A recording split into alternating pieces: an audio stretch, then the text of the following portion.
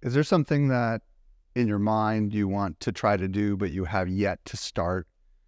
Is there something that you've maybe always wanted to try and you've said to yourself, nah, that's for someone else. I don't have what it takes. But maybe there's a little voice inside your head that says, you'd actually be good at that.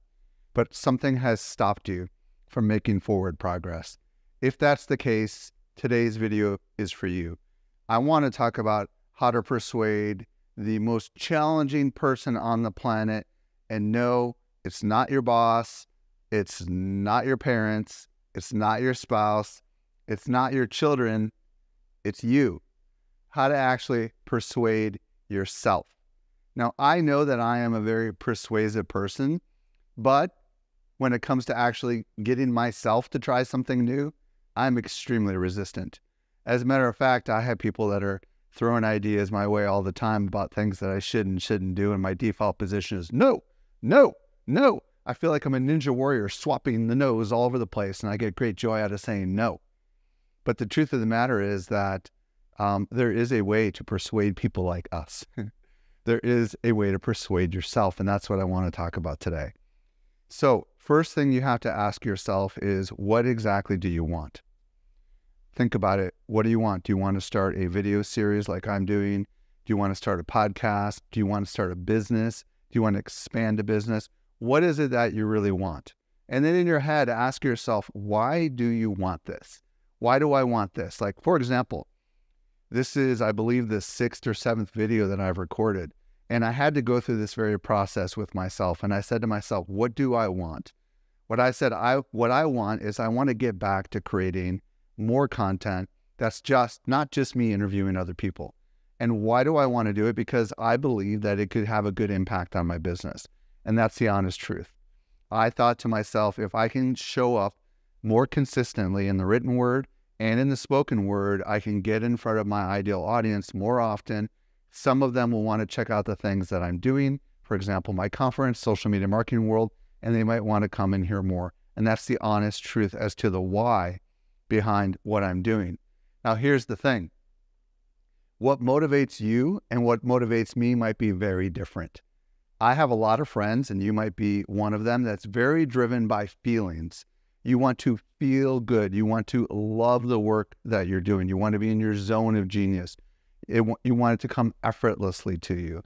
And for you, okay, well, then maybe this is why you want to do what you're about to do, because you love creating things, you love joy, and you love the feeling that comes from, for example, people commenting on videos, telling you how you made them think, or telling you how much they enjoyed the content that you're creating.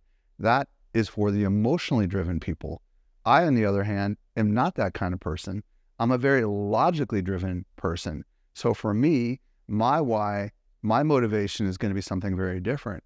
It's going to be something along the lines of something quantifiable.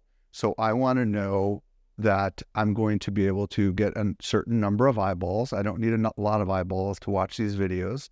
I'll know I'm succeeding when I'm getting private messages from people telling me how much they enjoy the content I'm creating, or when I'm getting deep, rich comments.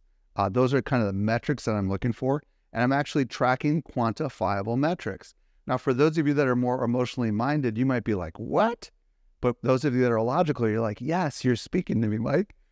So figure out kind of who you are. Are you someone who's driven more by the feeling, or are you someone that's more driven by the trackable outcome? Figure that out, okay? What motivates you?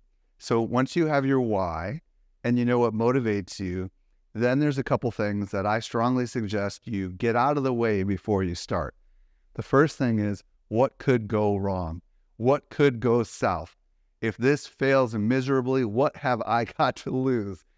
And I'll give you an example of what I did when I was doing this video series, which I know is about opinion and perspective. And I talked it out with myself and I talked it out with my team. And I said, well, one of the big things that could go wrong is I could say something that my audience doesn't like, and it could trigger a lot of negative reactions. And my marketing director said, is that really a bad thing? He said, if people actually are sharing your content and saying, look at this fool over here and what he said, is that a bad thing? Or is that actually a good thing? Because it could actually give you what you want, which is more views. And I said, well, I'm not a shock jock. I'm not out there trying to create things that are by their very nature divisive, but it is what could go wrong. So now the question to you is, what could go wrong? It could be a time suck, right? Whatever you do, you have a limited amount of time in the day. It could take a lot of time. It could take money. Maybe that could be used elsewhere. There could be opportunity costs. If you do this, maybe you can't do this over there. Come up with a list of all the things that could go wrong and then prioritize them. What's the biggest thing on the list? And then ask yourself, how bad is that really? Okay? So come up with a list of everything that could possibly go wrong. Then come up with another list, which is all the things that could go right. What could this make possible? This is a really important phrase we use inside of Social Media Examiner. What does this make possible? So in my particular case, if I'm publishing videos across all the major social platforms and hundreds or even thousands, or maybe even eventually tens of thousands of people watch these videos, what could that make possible? Well, for me, it could be lots of people who are regularly tuning in and listening to me every single week or reading my written content every week. That could make possible a much more loyal fan base. And what happens when you have a much more loyal fan base? That could lead to more people wanting to come to my conference, Social Media Marketing World. It could lead to more people wanting to participate in whatever future products or services we launch down the road. Come up with a long list. What are all the things that it could happen in a good way? It could lead to other people asking me to participate in this or that, where they might not have normally. There could be a list a mile long for you. You've got to come up with all of the things that could go really well if this works the way you hope it works. Write them out on a sheet of paper, right? Start at the top. What do I want? What motivates me? What could go wrong? And what could go right? Then, after you've got all that, say to yourself, all right, these things that could go wrong, are they really as bad as I think they are? If not, are you willing to give it a shot knowing that that could happen?